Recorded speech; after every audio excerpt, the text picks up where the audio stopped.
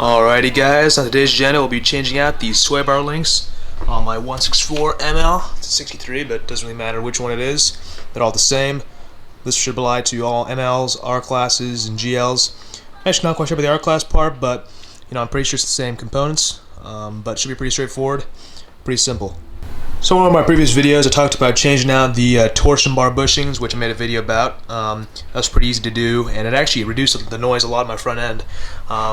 My car makes a lot less creaking sounds, and overall it actually feels a lot tighter. As those were pretty shot, so it made a pretty big difference in how the car drives. In the morning there's less squeaky noises and all that, but there's still a bit of a clunk, which I believe to be the sway bar links. Now, if we take a quick look at them from just below the car, you can see the end right there.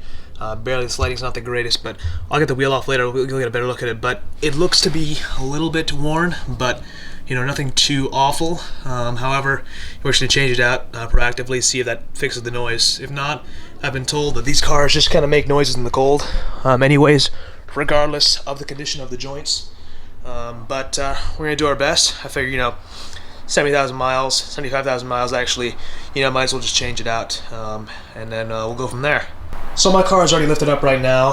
It's off the ground. I can move this wheel, as you can see. I've already loosened up all the lugs. I'm just going to take the wheels off, and then we're going to change them out. Pretty straightforward. Shouldn't take very long to do, honestly. So at the moment I've gotten the two bolts off the current sway bar link in place. So all you have to do really is get an impact gun with a 21mm on it. Kind of loosen it up if you need to. Of course, use some PB blaster as usual. I got the can down there, as you can see.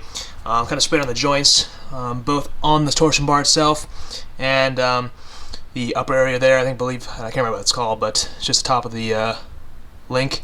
Anyways, I just used a impact gun to get that off. However, if it gets stuck, and definitely don't want to use an impact to put it back on, but if it gets stuck in place, if it just kind of spins, if this guy just spins it without it moving, you'll need to get a T40 bit and then hold that in place, or basically it'll go in the center of the sway bar link, which you can see over here in the new one.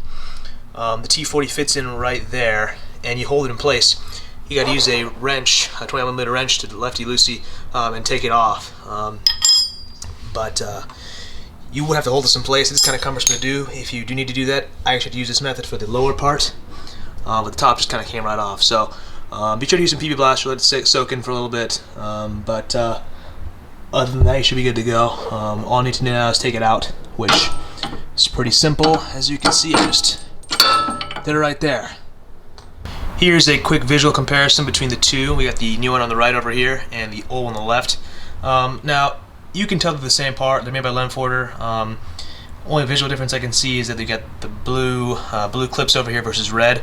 The part number actually is different. They're both Lemforder. You can tell by this little logo down here. If the camera focuses, which you can kind of vaguely see a triangle right there. That is the Lemforder logo. Anyway, it's not going to focus, but trust me, it's there. You can see more clearly on this one. They're a little bit different part numbers, as I said, but maybe they made some small adjustments over the life of this part. However, the boot is a bit destroyed on this one, but that's because I kind of messed up when I took it out. But this really wouldn't affect the condition of the joint. However, I'm going to replace it anyways. This one, feels a lot stiffer to move around. It does move, it should, but it's very stiff. This one, on the other hand, is just pretty loose. You can imagine a car this heavy kind of bearing its weight. Not all of it, obviously, but a lot of motion goes in these sway bar links or torsion bar links. So we're going to go ahead and replace those anyways. Hopefully this kind of minimizes the clunk I was hearing earlier. Like I said, it wasn't really impacting performance, not to my knowledge at least.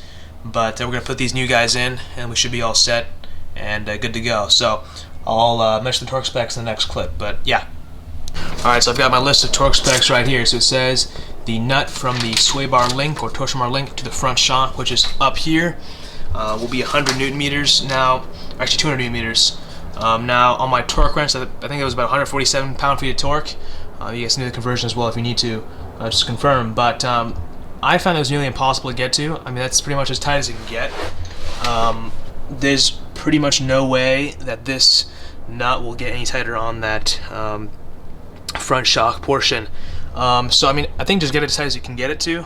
I have taken this off before on the bottom, and I put it back on when I put the new torsion bar bushings in. As you can see, they're holding up fairly well.